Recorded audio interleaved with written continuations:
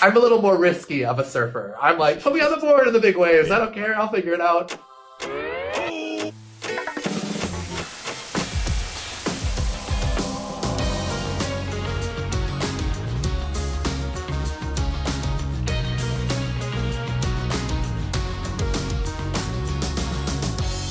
Welcome to episode 5 of Panels and Pacing, an animation editing podcast. Today I'll be talking to Kris Fitzgerald, an animation editor currently on Bob's Burgers. His credits include the Bob's Burgers movie, Central Park, Lost in Oz, The Awesomes, and Transformers Prime. He's worked on multiple Emmy-winning shows and received an Indie Series Award nomination for editing The Eastsiders. Outside of the edit bay, Kris created This Week in Queer History, a YouTube channel celebrating LGBTQ plus milestones with 5,600 plus subscribers, a weekly podcast, and an AI-powered production pipeline that lets him produce an episode every week alongside his full-time gig. Do you want to reveal that your AI assistant wrote that bio for you? Exactly. I'll approve, but my assistant did do it. Yeah. So just a little bit of background between of Kris and I's relationship. Kris is the first editor I worked with when I switched into animation, and he was my editor, and I was the assistant editor on The Awesomes, and he's currently over on Bob's Burgers, where my wife works and has worked for a while. So he's kind of been in the family a little bit. Yeah. I also wanted to let you know that I've told a couple past stories on previous episodes that involve you and your involvement in my career. So it's great to actually have you here. Awesome. And yeah. as a guest. So Yeah. So I want to get into kind of how you got into animation and how you got into editing. And Yeah, it has been a journey. So I started, right after high school, I was an actor. So I went off and pursued the acting thing, went to undergrad, did school for acting, singing, dancing, went off and was an actor for probably about 10 years. And then I was like, this is not for me. But so I went back to grad school and got my master's in directing, and then landed in LA and was hustling as much as I could, doing anything and everything to get into Hollywood breakthrough, right?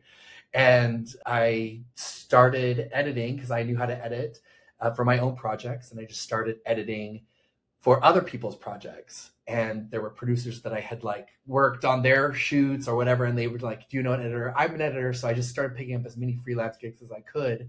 And slowly that built up my reel enough that there came a point where I met the right people at the right time. And they said, hey, we're starting an animation studio. Would you be interested? And I jumped at the chance. And so that was my first professional gig at a studio, and started as an apprentice editor. So that's even below assistant, apprentice editor, where I was they were giving me a shot to, because I didn't have the studio level credits, but quickly moved up that first season to assistant, and then eventually moved up to editor on the final couple seasons. So, and then from there, the people that I met on that show, Transformers Prime, moved over to another show because the line producer went over to that show. Lost in Oz, bounced over to Bento Box, did The Awesomes, went away for a little. Oh, actually, Lost in Oz was after The Awesomes. So, I just bounced around, and then eventually came back to Bento, and have been working on Bob's for almost 7-8 years, I think. Maybe more. Again, the math. Yeah, and we met back on The Awesomes, which is wild, which is just crazy wild. I think that's almost 10 years ago. I think. That was, because I've been 10 years into animation now. 2015 was kind of my transition year into animation, and so that's been my milestone. So like I said, Kris was my first editor that I worked under, and as I said, and you had been doing a lot of sound editing at that time, I think. I'd gone up through the ranks as an assistant editor to an editor just in reality TV, so it was just kind of full on reality TV pipeline. That's right. And so you really learn your chops there. That's something that I skipped that reality editing step. I was lucky or not fortunate. I don't know which one, because so many editors that I've worked with in the past who worked on reality are really incredible editors, because so much footage. And I think it lends itself to animation because there's just there's so many assets that you deal with in animation. So But I fell in love with animation. I had worked in live action, I did some live action stuff, and that's really where I came from, was live action. But then once I moved on to Transformers, I just fell in love with it. I loved the people. I loved the schedule. Because animation has to be so methodical, there are steps, there are blocks of where the production moves through. One cannot move to the next without finishing, for the most part, try to finish and then move the chunks as it goes through development. So that was interesting and different than live action, where it was like, you do all that shooting, this is what you've got, this is your bin of footage, and now make something. This is more like tweaking, evolving every step along the way. It gets better and better and better. And I love that. Yeah, it's really cool. I think the methodical is a good way to put it, and I think that was one of the things. Methodical with a lot of assets is one of the things that I latched onto that first job that we had together, because again, I had to dip back down to be an assistant editor once I switched over.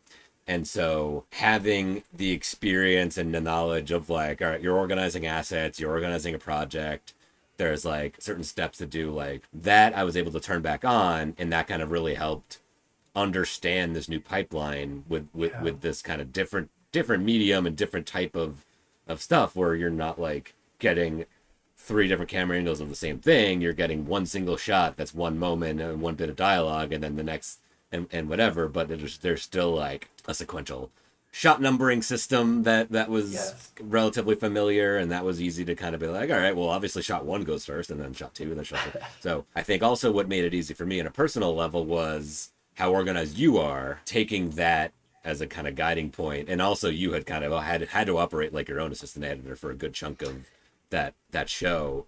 Or at least that first part of that season. Yeah, it comes from, I think, being scrappy when you work on really small productions and you are the one-person show, really, that you are in charge of making it happen.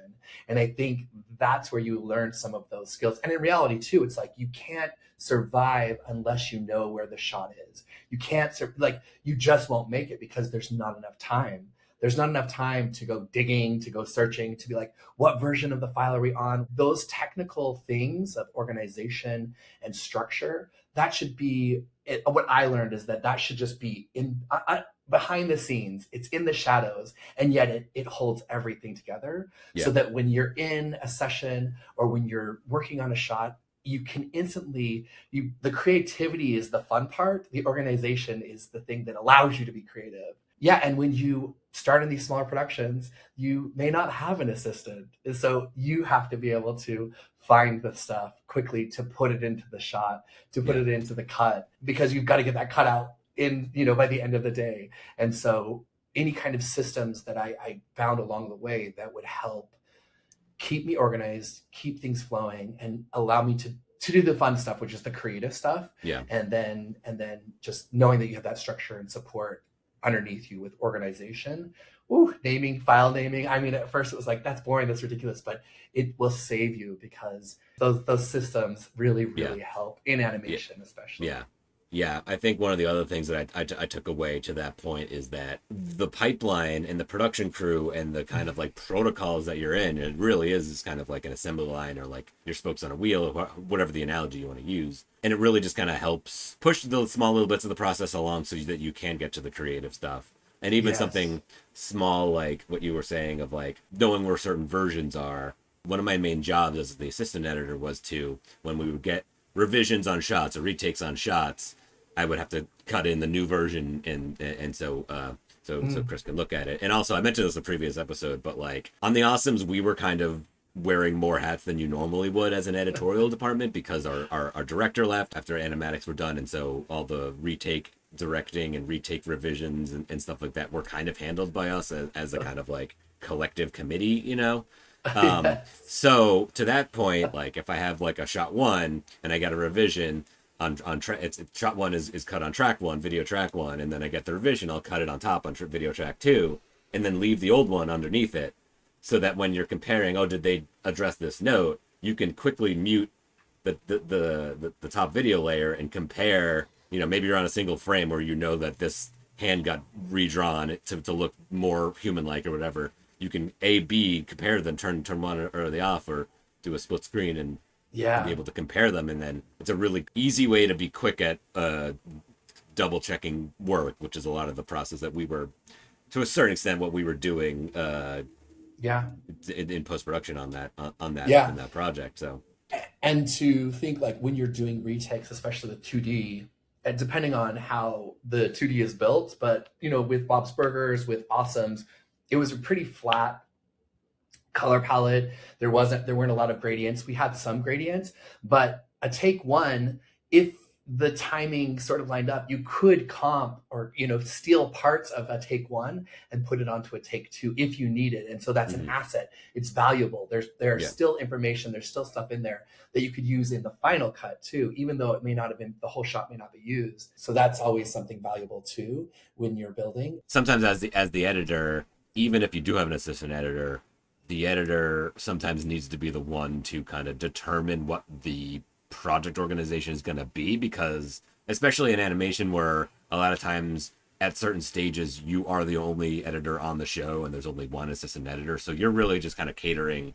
your project management and project organization to how you like to work as the editor. And so knowing how you want certain things named, because sometimes production will be like, hey, we don't actually have a protocol, and they're like, how should we name these things?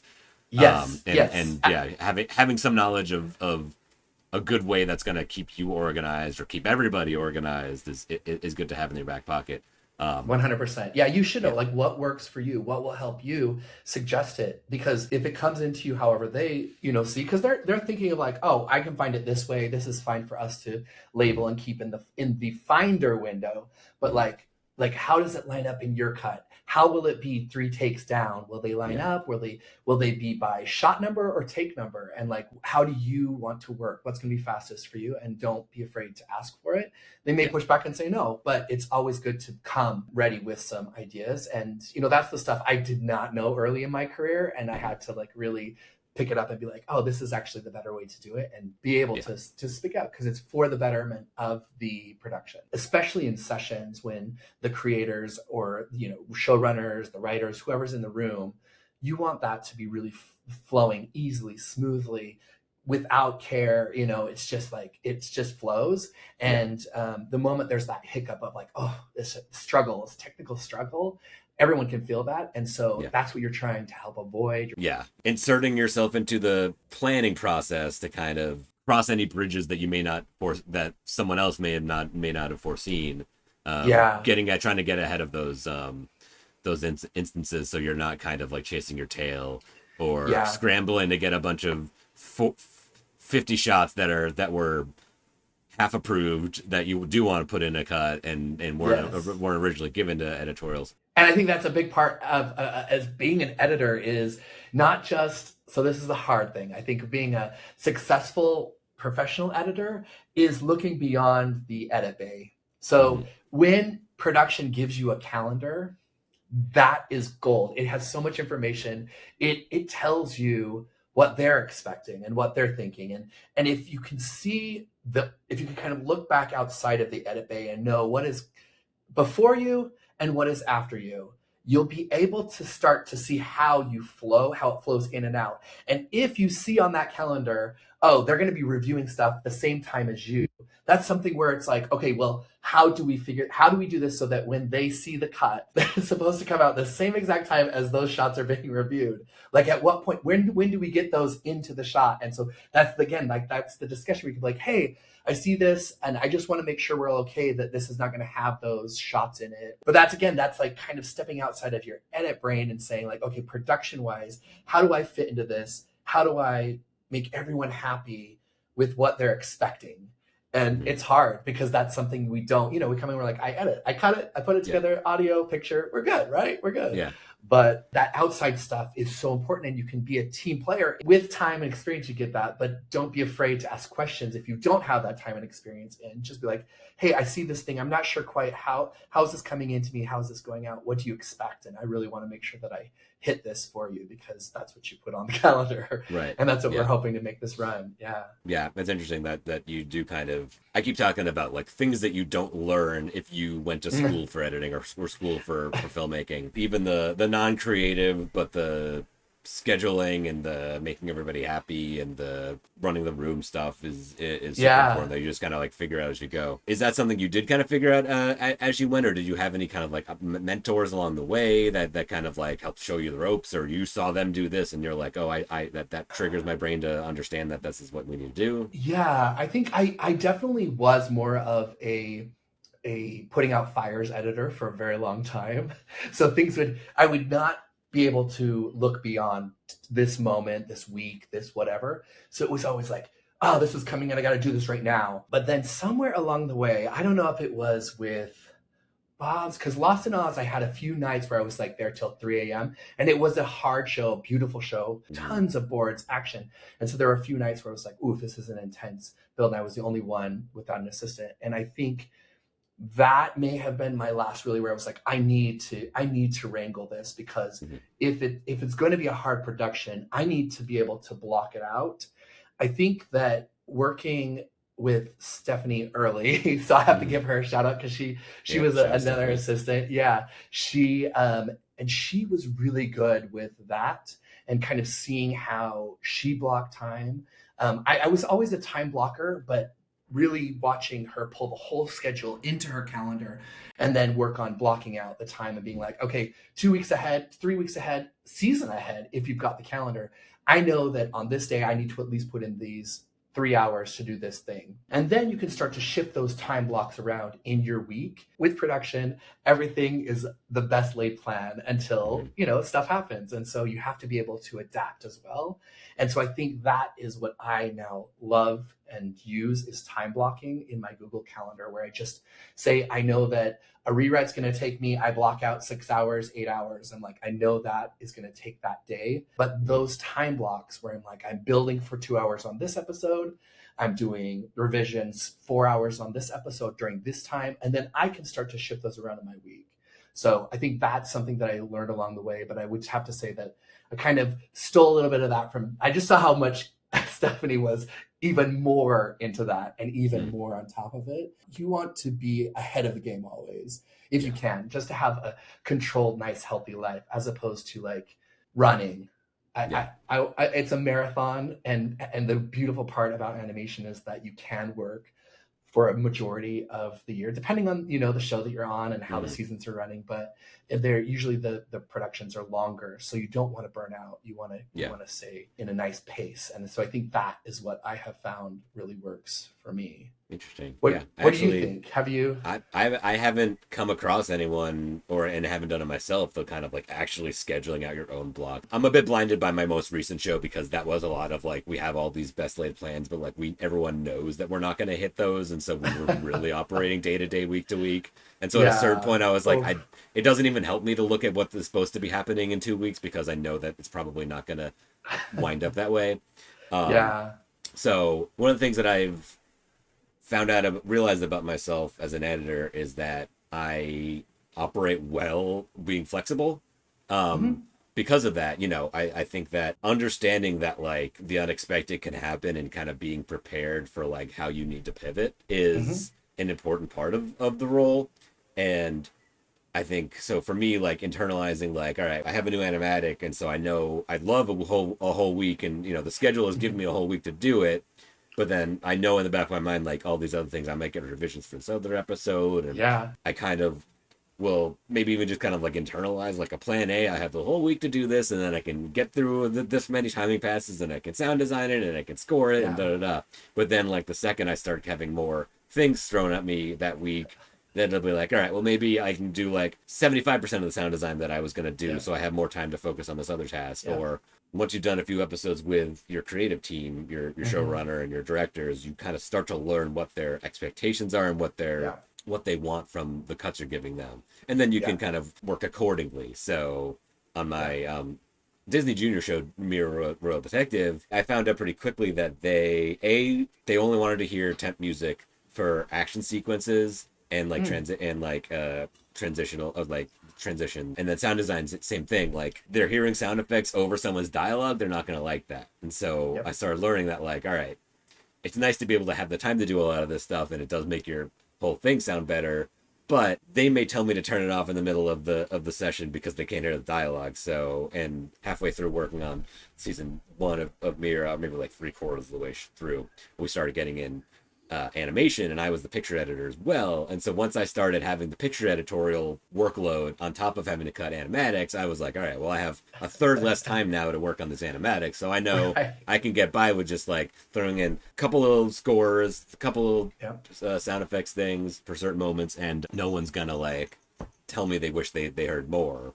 So I think the flexibility of learning how much certain things take you to do, but then also what the expectation is on you and how busy a week is going to be. And then also the communication is very important that you brought up too, where if it looks like it's a busy week and you're like, hey, normally I would love a week to do this, but I see it's a busy week. Like I'll be able to do this in 3 days, but it's not going to be as fully fleshed out as another thing just because I don't have the time, or like, this isn't enough time for me to do this. So if you want me to do a full thing, I need the extra day. Yes, exactly. And that a lot of that, like what you judge as valuable, what you judge as important or necessary depends on where you're at in the production pipeline too. So I always, when like in animatic, I tend to sound effect and sound design minimally. I'll intro a scene with maybe some atmosphere.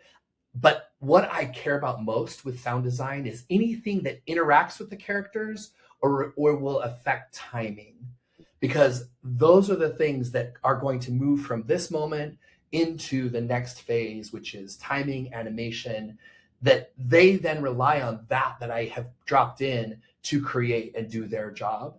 And so anytime that there's a hit, a smack, a door, a car swerving around a corner, those are important because that's like real. I need to be able to see and feel and make sure that timing is correct. Ultimately, if you're not the sound designer, they may come in and be like, scrap it all, and I'm going to be using something else. That is important to point out, because I do like to kind of broaden out some of our discussion to kind of, in case there's not animation editors listening, to say that like, when you're doing an animatic, you are kind of working toward building the blueprint of what will be animated. So if a sound effect, if something that's non-dialogue is happening, that's, especially if it's written into the script and it's like part of the comedy or part of the timing or part of the drama or the scene or whatever, an important part of what you're trying to get across, of course, like you should be timing out that sound effect, and especially if it's something like something that's interacting with the characters, or they're reacting to something. And then once everything's animated, so you want to kind of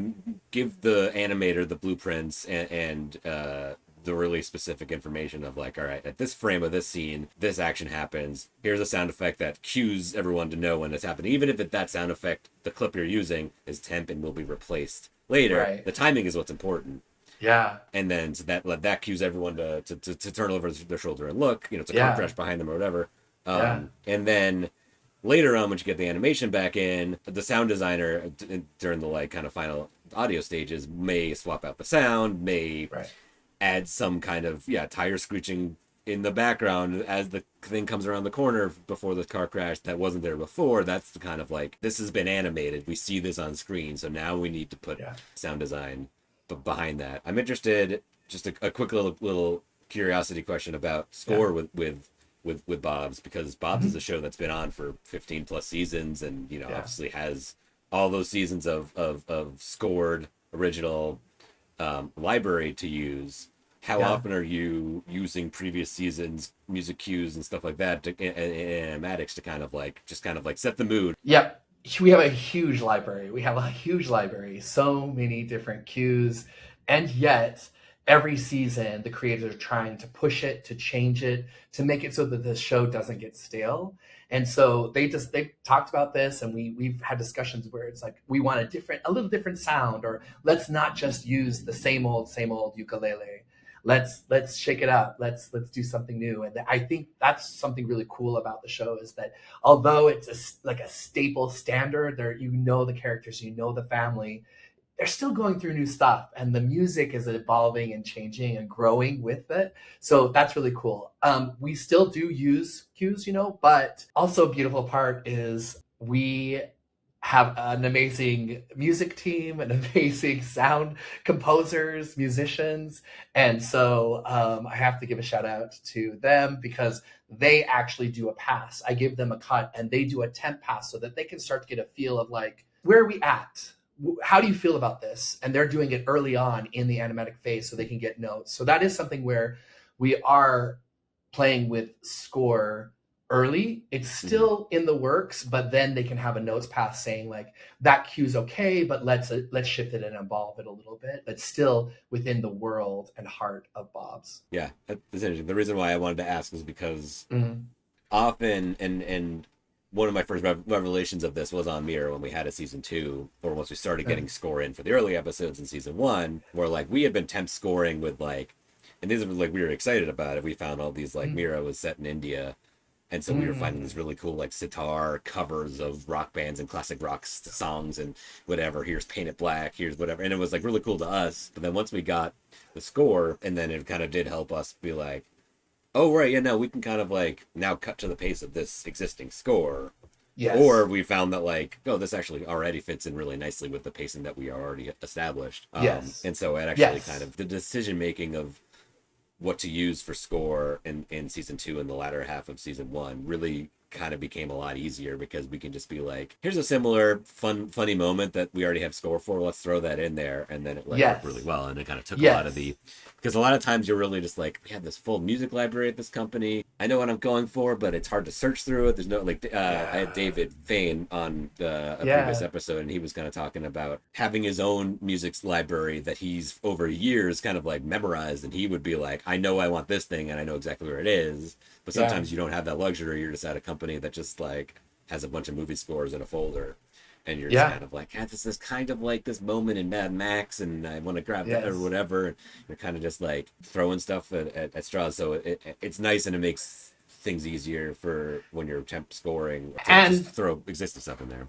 Yeah, I think that Lost in Oz, we did that like on our second season. It was like, okay, we've got this great library. Now, what does that cue sort of feel like? It feels like this moment from season 1. So I think that's definitely valuable. And also your creators, the showrunners, they have locked that music in for season 1. They trust it, they believe in it. So that style is there, and you can start to riff off of it because you're like, okay, that sounds like the score to Arrival or whatever it is, this moment. So you can start to pull reference that matches that first season. That's smart. Yeah. Say because Lost in Oz was rich with score and it was full. And we were lucky, those creators, they and the runners, they gave me sample libraries and artists and composers. They were like, we really like the sound of this. And so I was able to kind of go out, find pieces from those artists, and then lay it underneath and really use it in a great way. Nice. And also I think Bob's is really cool because we've done a couple of things the last couple of seasons, like pulled in Philip Glass and scores, and we're always trying to get covers too. We have some really fun covers that might be coming out this next year, I won't say, but having artists cover original songs too. It's like really, really fun the way that the Bob's music team, Tim and Patrick Dacey, give it up. And also the composers that we have, but like really, really, really, really fun. Yeah. Would you consider Bob's your favorite show that you've worked on, or are there ones that you worked on previous that are actually kind of your favorites? Or yeah, it's kind of like your children. I wish I could say like Bob's is my favorite, but they all are. I love Bob's. Bob's is home. It feels amazing. I love being there. And yet I look back on all of my past shows, and some of them were really hard. And I still like Lost in Oz, those 3 a.m. nights. Central Park was really, it was a hard show to put together because it was a musical. It was new creators working together. It was new artists working together. And so it was like trying to mold it together in the time that we had doing big productions, but I still loved it. Transformers, my first show. I mean, I look back on that and I was just such a baby. I didn't know anything, and yet I learned so much on that show. So I don't know. I mean, I have loved them all. I love Bob's. I love going to work every day. It's really amazing. And I know right now is really hard in Hollywood and in animation, but I hope that things are starting to turn around. It feels like more stuff is happening and working, but also I think that there's a lot of potential for more work with, I think that I keep looking, and I do some like teaching at USC, and we talk about AI generated content. And I think that's going to be more of an animation pipeline than live action. So I think that animation editors may have a leg up when it comes to AI generated content. And the more that comes out, the more that studios move towards that, because they're going to, I think, they'll find the way to make it work. But I do think the animation editors are going to have more experience and able to handle AI generated content, because the same things that you're like, versions of shots, knowing where hookups happen between shots, because that's so important. Consistency of character throughout shots, all that stuff is really something that we as animation editors see day in and day out. So yeah, that's an interesting and we can talk a little bit more about this kind of like your AI stuff when we get kind of into later on. But I did want to kind of bring up, still staying on Bob's for a minute, that you have worked on the show, but then you also got a chance to work on the movie a few years ago. Can you kind of talk a little bit about like the difference between working on as an editor on the show versus like switching over to the movie and then switching back? Yeah, such different creatures and so amazing on both ends. I loved the movie too. It was definitely hard because it was during COVID, so everything was remote, and we were really just trying to get it done through different times. But such an incredible experience as far as like learning how to work with feature shots as opposed to TV shots. I will see a shot in TV series land, like when I'm on a series, maybe twice in animatics, 3 times, where I can touch it, where I can do things to it, where I can adjust timing. So in TV, you have to be really confident in your choices and know why you're doing what you're doing, and move forward.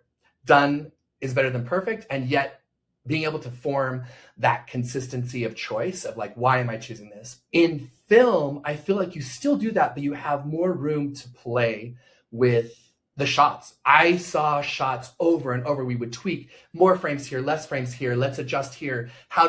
So there's more time to finesse, to figure out. There are also many more versions of a shot as it develops, lighting, comp, and final. And so there was more time per shot and per pacing and everything. Being able to flow within 90 minutes of this feature film, and we did it all over Zoom sessions, and it was wild. I mean, I remember going into the office, and I was the only one that would go in because I would be the only one in the edit bay. So I'd walk into the studio, and they had those lights that would come on with motion, and it felt like, for all you sci-fi geeks out there, it felt like the Star Trek walk onto the bridge, and it's like the lights all pop on and there's nothing there. It was like so bizarre. It was interesting. Yeah, really loved the experience. I remember because, again, like I said, my wife is your coworker and one of your producers, and she was working on the movie, and there was a time during COVID where our desks were next to each other. So she would be over working on the movie, and then I would be right next to her working on Mira. I would be the one with the headphones in, and so I could hear her call. So I would like hear you and hear the whole crew.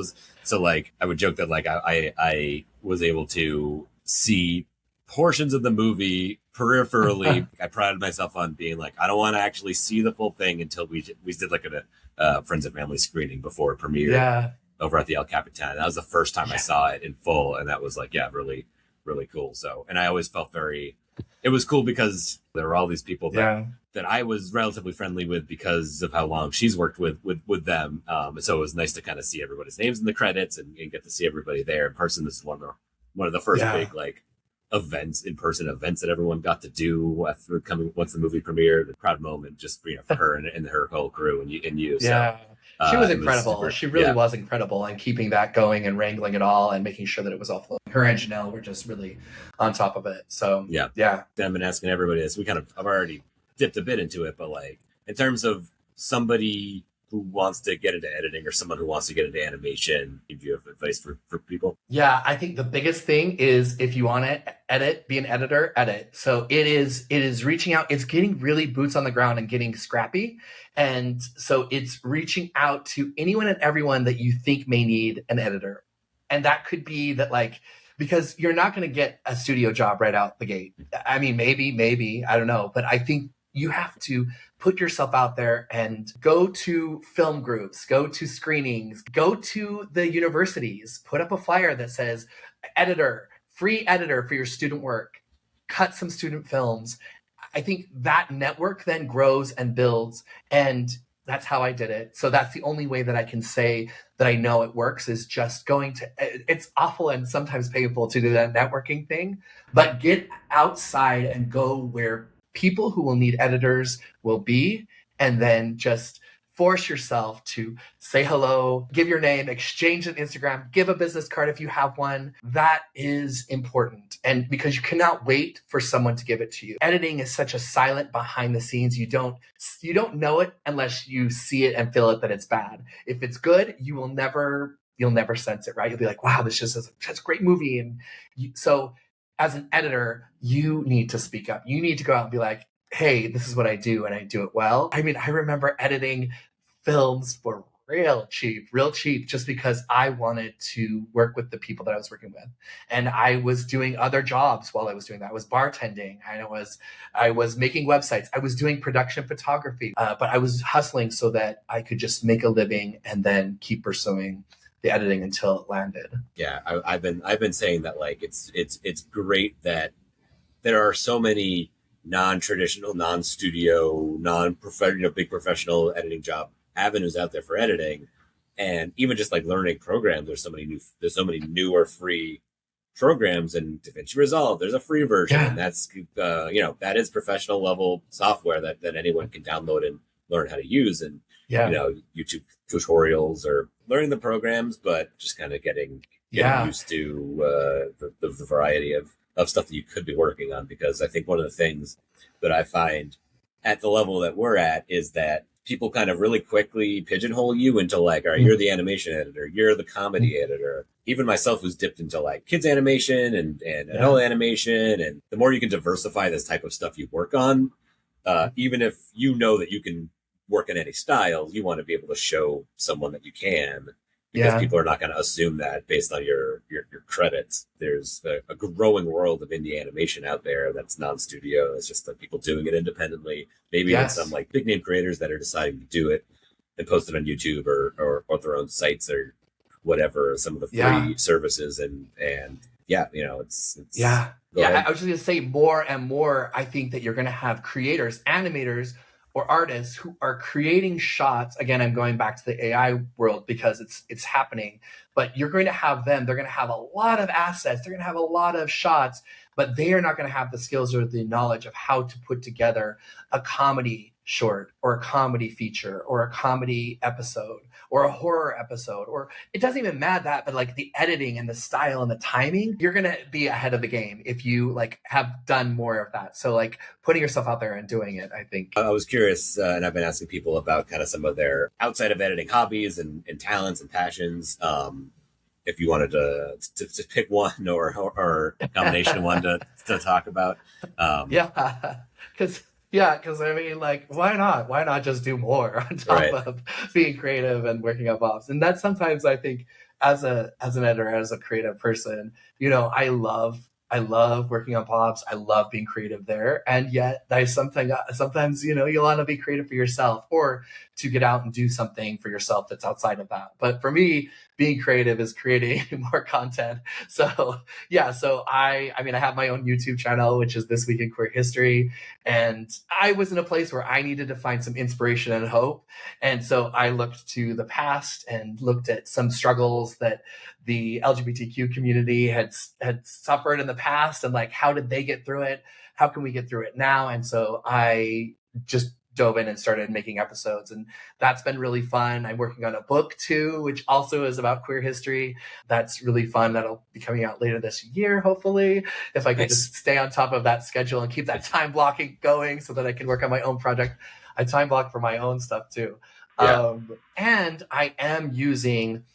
I'm like way into AI and using it not just for creation, but for like management, organization. I have it also for my YouTube channel. I have it doing all the closed captioning because I don't want to spend time to go through the closed captioning and clean up, fix all of the spellings, make sure that abbreviations are correct, punctuation, because sometimes even Premiere does it. So I had my AI agent go through and I just send it the SRT file from Premiere, which is the closed caption file, and I have it comparing it with the script that I wrote, the initial script, and then it takes everything from there, the proper nouns and everything, and cleans it up and gives me a cleaned up version so that I can just drop it in. But that's an hour that I now have back in my life that I can be creative doing something else. That's really powerful. I have it plugged into my little network at home and it manages all the files, makes sure stuff gets organized. So it's acting as an assistant for me. When I export an episode, it's creating the shorts for me. So I'm using another platform that creates shorts. And so it'll upload it. It finds the shorts, downloads it, creates thumbnails for them so that I can, again, do the creative part and not have to worry about, because social media is a beast. Then who has time to like do all of that stuff? Yeah. I try to do my best. I've created the content. Why can't it just be a short now? Yeah. But so that is a beautiful and amazing tool that I'm using. Of course, it's helping me write scripts, and then I can clean those up, making sure that they stay in my voice and that it's what I want to say. So I'm really into it. And of course, like image generation for thumbnails on YouTube, for vertical and horizontal thumbnails. I played with 11 Labs too for cloning, voice cloning. And so if I've screwed up there, and this is something that's interesting as an editor, you know, you have to make sure that everyone is on board and that you've got approval from whoever the person is. I'm the artist in my YouTube film, in my YouTube episodes. And so if I flub a line or if I do some research after I've recorded and I'm like, that pronunciation is completely wrong. If I have B-roll up, I'm like, great, you know what? I'm going to have, and I will take it to 11 Labs and clone how it's supposed to be said, export that audio and drop it into the cut in my voice because I have a clone of my voice. So that has saved me many times. So I don't have to set up the camera, get the audio equipment, record it, and then go through the audio processing. I've already got my cleaned up EQ'd voice on 11 Labs and can just drop script, drop text lines, or I can do a voice to voice, and then I'll upload that audio, have it clone it to the cleaned up EQ'd voice and bring it down. Yeah. So that's something that I have loved and used. So I'm like way into AI, trying to like clean up, make the creative better, get the organization and the busy work out of the way so that you can be creative again. It's like the more time you can have to be creative, the better. Yeah, it's interesting because you kind of gave me a rundown of what I guess actually technically the AI gave me a rundown of what of the whole process, and it's interesting because the more I've kind of seen of what goes into content creation and having YouTube channels and all this kind of stuff, and when you're a single person, singular creator doing it. I keep saying like YouTube's built up this industry around us as we were all working in Hollywood, and there's all these steps that probably a lot of creators when you first started, like, you didn't realize like, I have to do all this stuff too. I can't just like film myself saying the thing and post it. There's services that you could hire people to do it, but if you don't have the money to do that, this is an alternative. And also, I guess we should clarify too, you mentioned that like you have it all essentially running locally on your own, on a system you have at home. And so most of this stuff the compute is kind of coming from locally, and some stuff you're maybe going through some of the services. And so you have to be careful again, because like I am using an LLM, I'm using Claude. And I'm using API exchange, API connection. So it's costing every time that I send a request and it sends something back, it's costing money. So you have to find the balance. And that's the hard part too, is like on a budget, sure, I'm saving money by not having to like hire a huge team, like, which I wouldn't be able to afford. Right. But then like, how much can I spend, where I'm at, and like, what are the things that I can do? But you have to, it's still very valuable.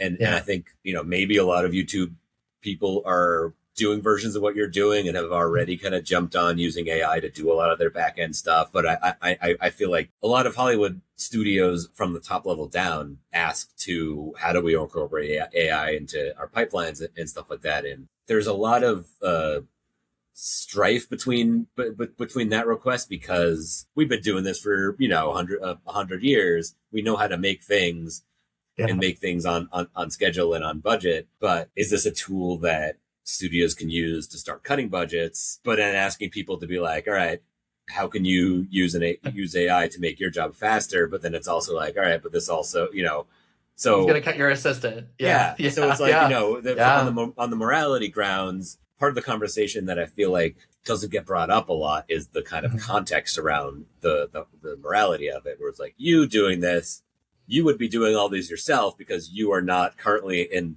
a mode to be hiring 10 other people to do this. And you've decided, I'm going to put in the investment for this local computer stuff and have the subscriptions that you need to a certain extent. That's probably, like you said, like cheaper for you than hiring X amount of people to do. Yeah. I don't want to put too much out there, but I know of certain situations where studios have asked companies that maybe have been a little morally opposed to using Gen AI at all, and kind of having an ultimatum being like, well, you're either working with us and we're making you use this technology, or you're not going to have this project anymore.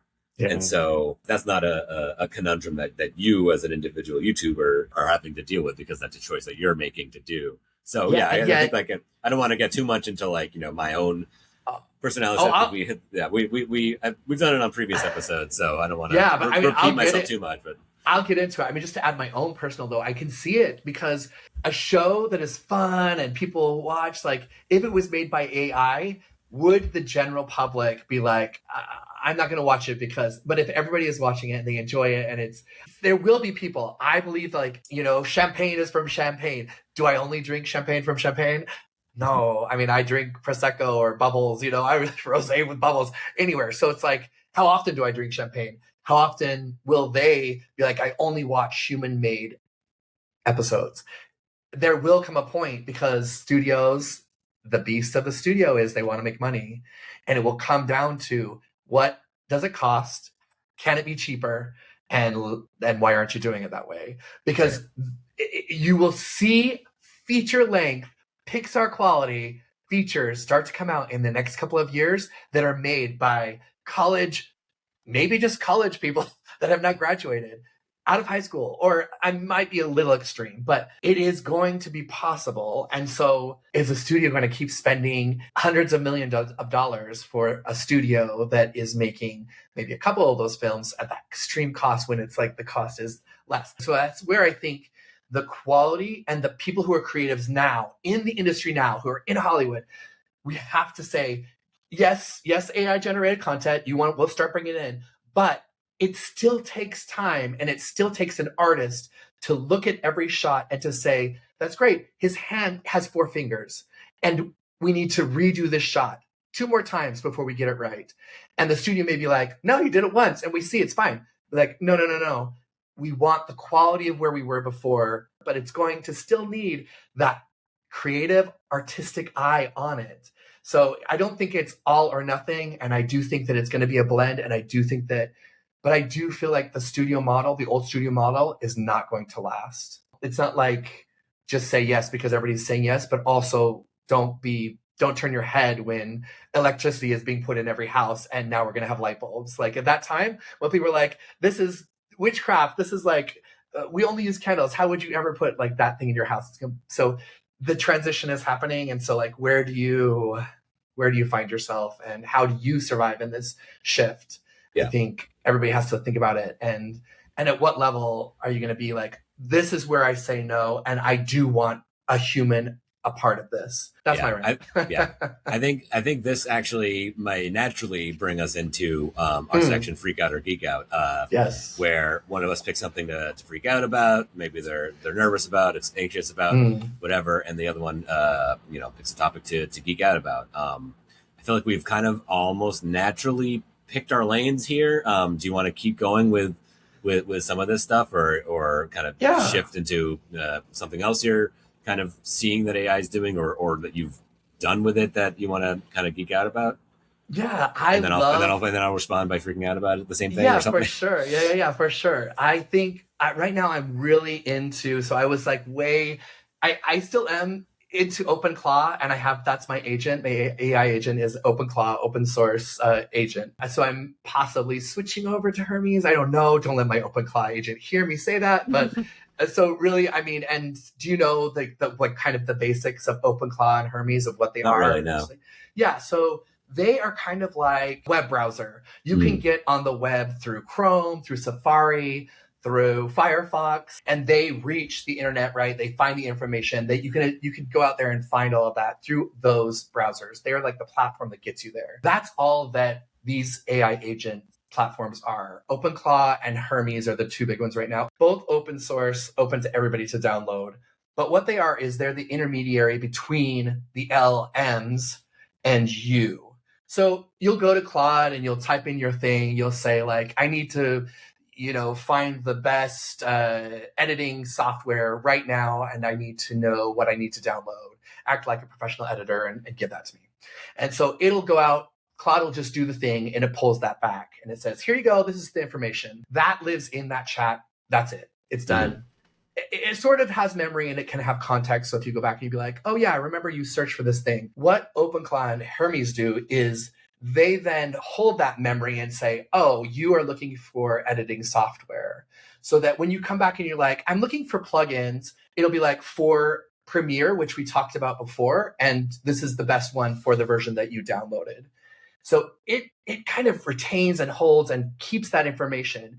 Then it also, you can have it schedule tasks for it to do. So weekly, every week on Monday, I want you to go out, I want you to search the web and find the latest articles on editing software, all the latest advancements, whatever. And then I want you to give me a report on anything that you think I should be using as an animation editor. That's it. You say it once, it does the thing. Every Monday, you get a little email or a notice in Slack or through Telegram, whichever you set up. And it says, here are the latest advancements. And this is what's particularly important for you and what you should be looking into. It's, again, doing the thing you want it to do. I have it look at my schedule and I say, hey, I really want to work on my book this week. Can you review where we're at with the book and tell me what we've done and what we need to do to finish up by September? It'll review everything. And then it says, these are your next steps. I'm going to look in your week. I'm going to give you two-hour blocks this week for you to accomplish this, this, and this. So I'm using it for like my life, doing my thing, like keeping it going. It's definitely been amazing and helpful. It has, because again, like it is taking, it's costing. So you have a subscription to Claude or whatever service. I don't say the other couple because I'm like pro Claude, pro Anthropic, because they seem to have the best ethics to me. I mean, I could go on and on because I love this stuff. It takes time, but it's a fun journey. And I think it's kind of like where we're moving towards. And I love to be in the sandbox playing with new toys. Yeah. I think that ties into my freak out. My general freak out is kind of what you just said. Like, there is so much of this and so many options and so many things, and everything's changing so often that like, if you really want to get into it, like those who are interested in adopting it or incorporating it, if they are not tech industry people, they are having to turn into tech industry people to kind of keep up with everything that's happening.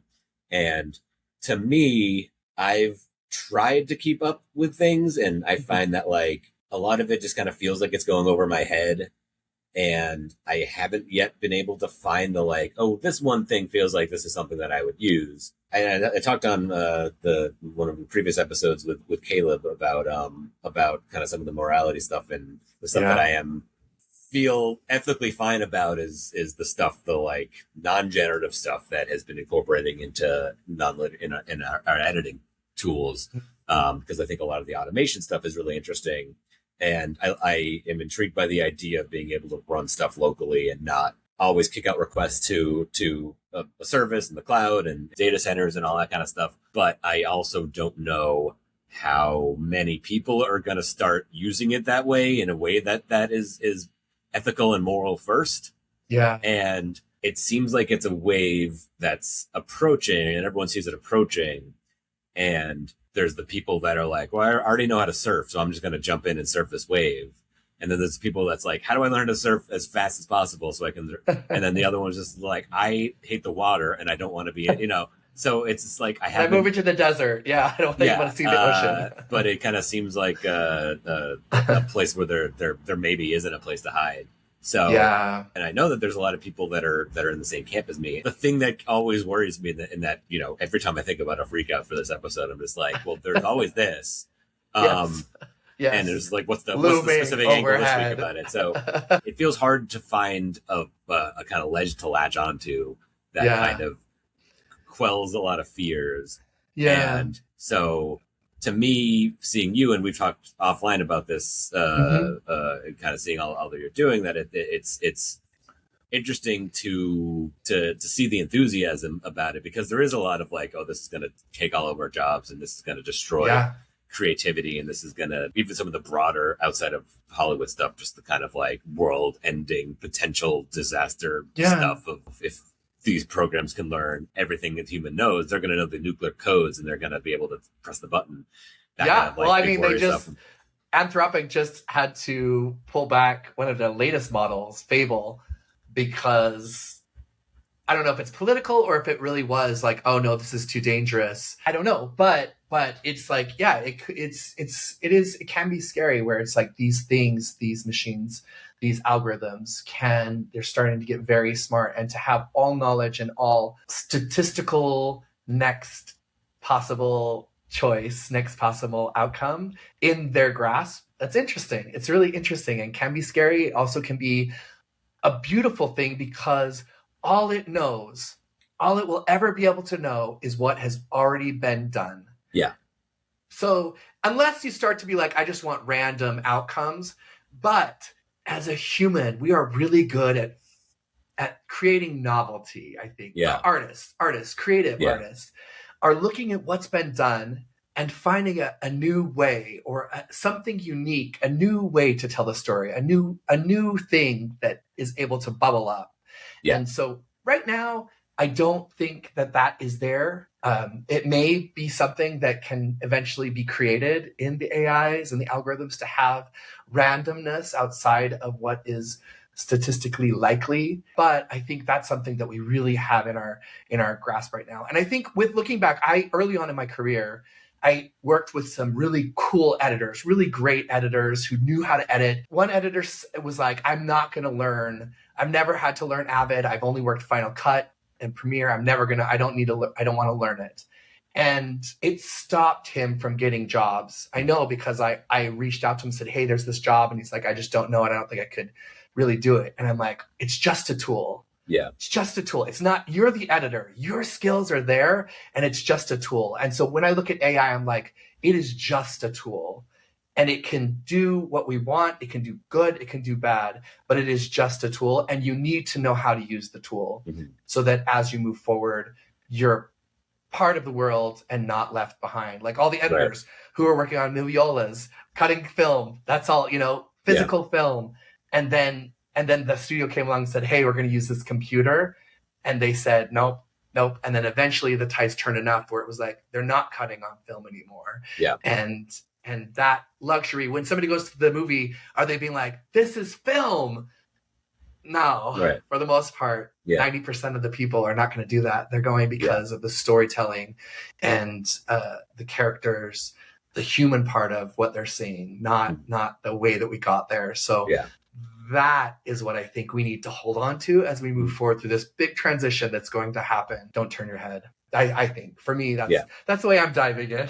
And I'm a little more risky of a surfer. I'm like, put me on the board in the big waves. I don't care. I'll figure it out. Yeah. I think that has been one of my, at least for the creative industry part of it, is that I feel like whether all the studios start being like, we're using it for everything, and then it just kind of like totally changed the studio environment. I feel like there's always going to be independent people that are just like, nah, I'm going to do it on my own. People are going to find an audience for it. And I think that, we're not going to fully know if general audiences will accept or reject fully AI generated material until more stuff starts coming out. If AI slop is coming through as creatives, like talking about creative AI and generation, at what point, do people say like, well, if it pulls you out of the story, it's not good. And that's where artists and creatives, we have to say, that's not good. That's not good. If something ever gets on Netflix and it's AI generated and there's one shot where a hand has missing fingers or something is out of place or continuity is like really, you feel it,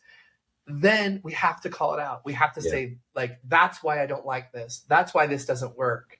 If the story is good, if that is there, and we're able to, like, what is that line? Where is that cutoff of where we're going to say, yes, that's acceptable, no, it's not. We have to be on top of that as creatives and artists, and always saying, like, no, that's not okay. And not just in our bubble, but like as consumers of entertainment as well. Yeah. And so if somebody who's not in the industry looks at it and it's like, that was weird, say, yeah, that was because that was AI and they didn't take the time to clean it up. They didn't have somebody who was an artist who said, that's unacceptable. So that's where we have to raise the bar as far as, like, what's acceptable with AI. I think that's a good place to wrap it up. And again, we could probably keep going in different on different paths and go on forever. But I'm not interested in this is snippets of conversations of that stuff has been going on between people, and it's good to kind of bring awareness to it, but and have things for people to think about, and maybe we'll get a lot of comments or whatever. But I don't know.